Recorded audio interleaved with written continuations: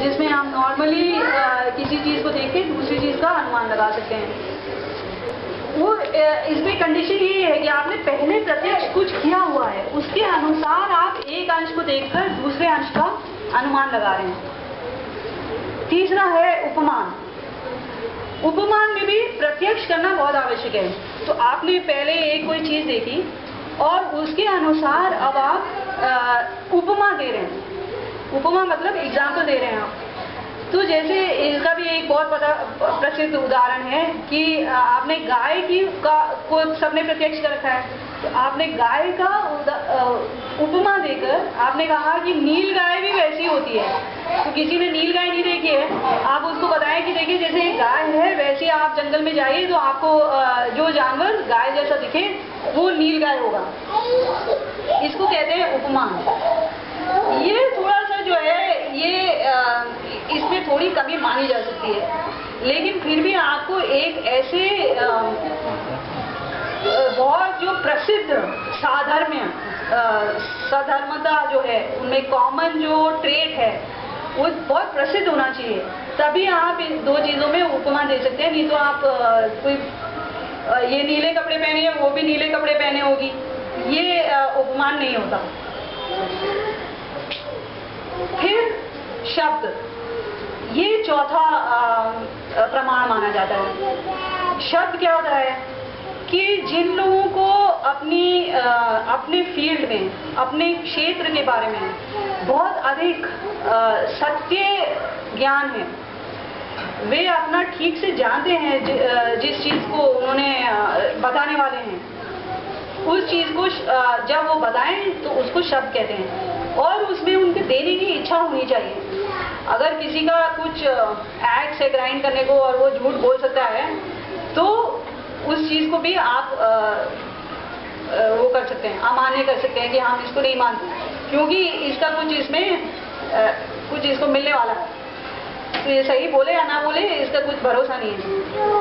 तो शब्द का क्या है, जैसे उदाहरण है जैसे आइंस्टाइन ने आपको थ्योरी ऑफ रिलेटिविटी दी या वैज्ञानिकों ने कहा कि पृथ्वी गोल है, तो आपने कभी नहीं देखा कि पृथ्वी गोल है, लेकिन आप उन पर विश्वास करें, आप कह रहे हैं कि ठीक है उन्होंने कहा है पृथ्वी गोल है, हम उनको मान सकते हैं, इसलिए हम मानते हैं कि ठीक है पृथ्वी गोल ही होगी। शब्द के भी दो प्रकार के हैं, एक तो है दृष्ट। दृष्ट अर्थात जो बोलने वाला है उसने प्रत्यक्ष किया हो, तो उसने प्रत्यक्ष किया और फिर आपको बता रहा है। जैसे एस्ट्रोनॉट पहले ऊपर जाए, उसने देखा कि हाँ सच्ची में पृथ्वी गोल है, वो आपको आके बताया कि पृथ्वी गोल है, तो ये दृष्ट शब्द हुआ। दूसरा है अदृष्ट, जैसे कर्म व्यवस्था। कर्म व्यवस्था जब आपको कोई बता रहा होता है तो किसी ने देखा नहीं है कि ये जो कर्म है उसका ये फल है, बल्कि कोई जानता है, कोई कह नहीं सकता कि किस कर्म का आपको क्या फल मिलेगा क्योंकि ये ईश्वरीय व्यवस्था है। लेकिन सभी लोग आपको बताएंगे कि what you sow is what you reap. तो ये कर्म व्यवस्था ये अप्रत्यक्ष है, मतलब अदृष्ट शब्द। ये वही शब्द, ये प्रमाण, इसमें इसके विषय में किसी को कोई संशय है?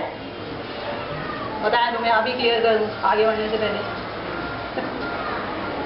अच्छा, तो अगला है प्रमेय।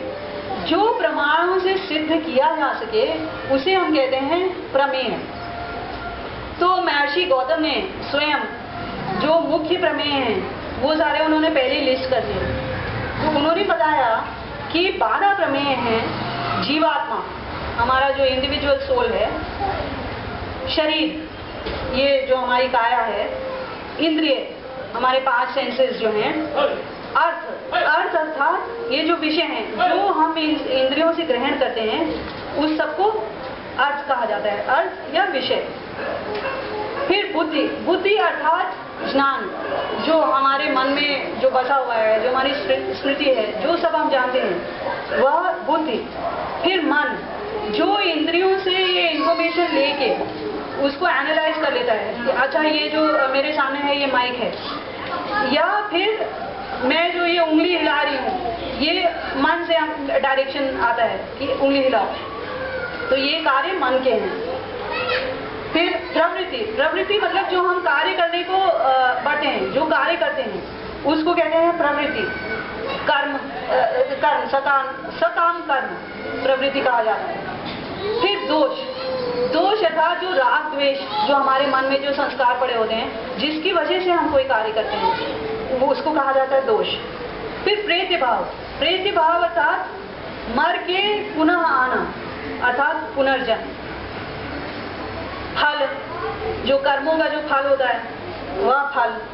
दुख, जो हम वो फल में सुख और दुख होते हैं तो वह दुख। अपवर्ग, अपवर्ग अर्थात मोक्ष, तो जो ये प्रेत्य भाव से जो परे चले आ जाते हैं उसको मोक्ष मिलता है। ये 12 महर्षि गौतम ने प्रमेय बताए हैं कि इनको आप तर्क से सिद्ध कर सकते हैं, प्रमाणों से सिद्ध कर सकते हैं, और फिर उन्होंने अपने ग्रंथ में इनको सिद्ध भी किया। तो उसके तर्क उन्होंने दिए हैं विभिन्न, उसके आर्ग्यूमेंट काउंटर आर्ग्यूमेंट देकर उन्होंने सिद्ध किया है कि ये चीजें होती हैं।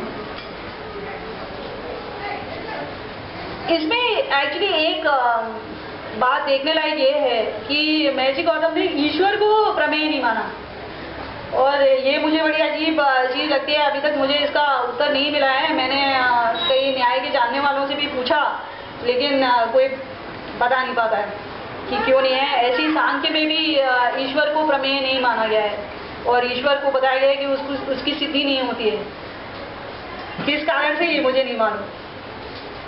अब महर्षि गौतम ने 4 प्रकार के तर्क दिए, 4 प्रकार के आर्ग्यूमेंट करने के तरीके दिए। उसमें प्रमुख नहीं, प्रथम तर्क कहलाता है। ये तर्क है जो कि हम और आप करें, ये इनफॉर्मल सा तर्क होता है। तो हम कहें कि ये चीज ये ऐसे है या वैसे है, ये हम जानना चाहते हैं। तो चलिए मैं ऐसा सोचती हूँ क्योंकि ये ऐसा है इसलिए ये जरूर वैसा होगा, ए है इसलिए बी ऐसा होगा। तो आप कह रहे हैं नहीं, ए नहीं है, सी है इसलिए बी होगा।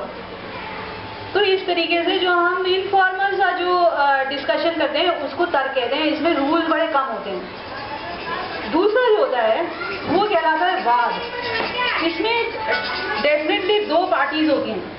तो एक पक्ष होता है, एक प्रतिपक्ष या विपक्ष होता है, और ये 2 पार्टीज जो हैं ये अपने जो इनका मत है उसको बड़ी स्ट्रांगली मानते हैं कि नहीं ये ऐसा होता है, ये ऐसा होता है। जैसे स्वामी दयानंद के साथ जो शास्त्रार्थ हुआ करता था, लेकिन वो एक्चुअली शास्त्रार्थ तीसरे कैटेगरी में था जिसमें आपको बताऊंगी। लेकिन इसमें ये 2 पार्टीज होती हैं। तो ये पहला अपना प्रेजेंट करता है, वो दूसरा फिर अपना उसको काउंटर करता है, फिर वो दूसरा प्रेजेंट करेगा, ये पहला वाला काउंटर करेगा। तो ऐसे एक प्रक्रिया होती है और उसमें किस तरीके से ये लोग अपना आर्गुमेंट बताएंगे इसका भी एक निश्चित रूप होता है। उसको कहते हैं पंचावयव। उसमें 5 जो हैं अवयव होते हैं। तो पहला अवयव जो होता है वो प्रतिज्ञा होता है। उसमें वो कहता है, इसको अंग्रेजी में एक्चुअली अगर आपको ज्योमेट्री का कुछ याद हो तो यूक्लिड की ज्योमेट्री में पहले हम हाइपोथेसिस देते थे कि पैरेलल लाइंस नेवर मीट। तो ऐसे पहले आपने बोल दिया पैरेलल लाइंस नेवर मीट, ठीक है। मैं आपके लिए एक और भी आसान उदाहरण लिया है।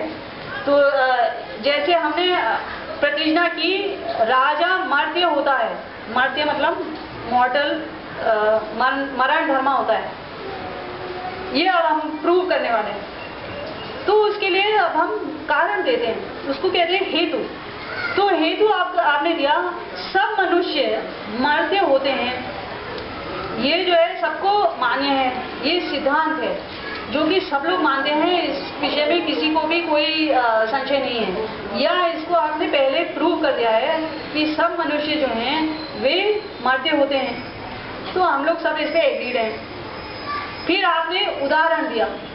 उदाहरण में आपने कहा राजा मनुष्य है, राजा मनुष्य है, ये उदाहरण हो गया। फिर आप उपनय, अब हम निर्णय के करीब जा रहे हैं। तो हम उपनय में कहेंगे इसलिए मनुष्य के समान राजा भी मर्त्य है। फिर हम निगमन फाइनल, जैसे वो ज्योमेट्री में हम क्यूईडी स्टेटमेंट हुआ करता था, वो निगमन स्टेटमेंट होता है। उसमें आप हेतु के साथ प्रयोजना को फिर से बोलते हैं। तो आप कहेंगे मनुष्य